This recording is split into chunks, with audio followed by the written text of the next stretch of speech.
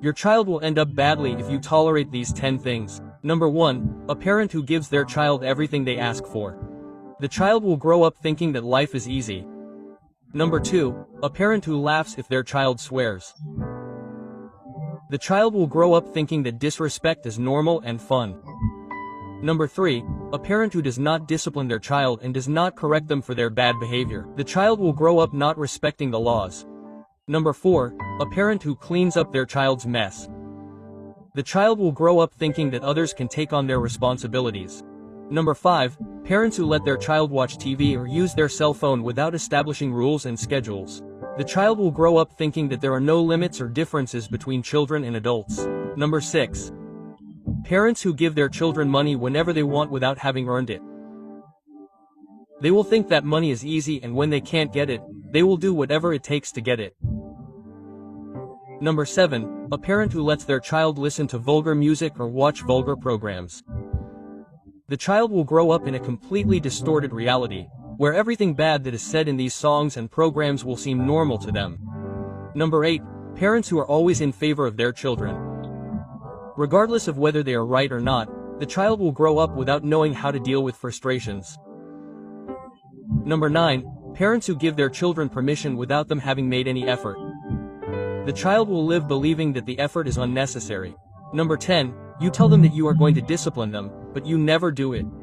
The child will grow up thinking that the consequences do not exist. Do not rob your child of the opportunity to grow up correctly. Do not rob them of discipline. Do not rob them of the opportunity to become a functional adult for this society. Educate them as they should be, and I truly advise you to follow these 10 rules.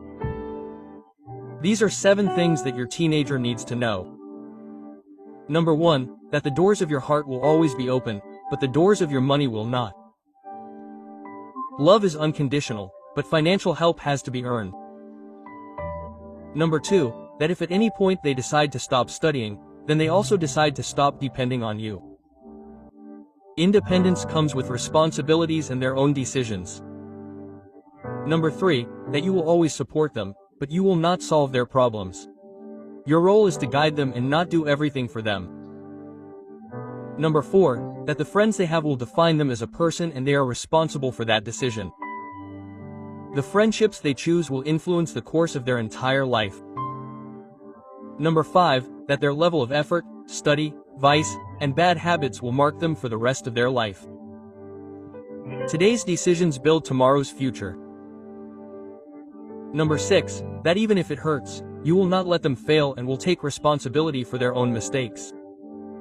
Sometimes the most valuable lessons come from the biggest mistakes. Number 7. That life is very hard and a small mistake can ruin their life and there is no going back. Every action has consequences, and it is important to think before acting. It is good to love them, but never let them abuse that love. Do not let fear or pity prevent you from acting like a father or a mother. Your teenager needs to be clear that they can always count on you, that no matter what happens, you'll always be there. They need to feel like they can talk to you about anything and everything, that they can trust you, not only as a father or mother, but also as someone who will guide and support them, and even as a friend at times. But be careful, that doesn't mean that you have to be solving their life for them or meddling in everything they do. They need to learn to deal with the consequences of their own decisions, because that's how their character is formed and they prepare for adult life. That's what setting a good example as a parent is. It's very easy to want to control everything your children do, especially when they're teenagers and are starting to make their own decisions. Those bigger decisions. It's scary because you know they could make mistakes, but if you control them too much or if you prevent them from facing their own problems, you're taking away an opportunity for them to learn, and they need to make mistakes. They need to know what happens when they don't do things the way they should be done. That's part of growing up. That's how they prepare for adulthood. And it's not that you leave them to fend for themselves, you have to be there, but as a kind of guide, as someone who doesn't impose everything. They need to have their space to make decisions, to make mistakes, to live. We're always on top of them solving their problems. How are they going to learn to face life when they have to be on their own? Adulthood is not easy. And if we don't let them do those little tests now, while we're still around to help, If things don't go as they expect, how are they going to do it when we're no longer there?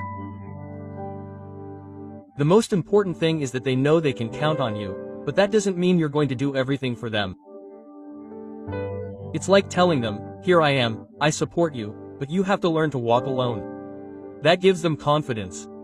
They know that even if they make mistakes, they have someone who has their back, but at the same time they know that they have to take responsibility for what they do, that their decisions have consequences, and that's what's going to make them more responsible and more mature.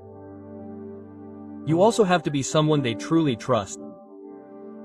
You can't expect them to tell you their stuff if they feel like you're going to judge or punish them for everything.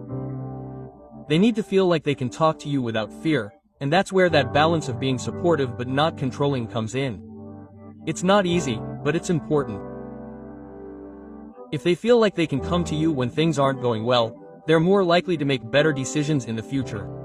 But for that to happen, they need to know that they can trust you, not just as an authority figure, but as someone who understands them and is always there for them. It's a complicated process, but it's important to do. Do you know what is currently the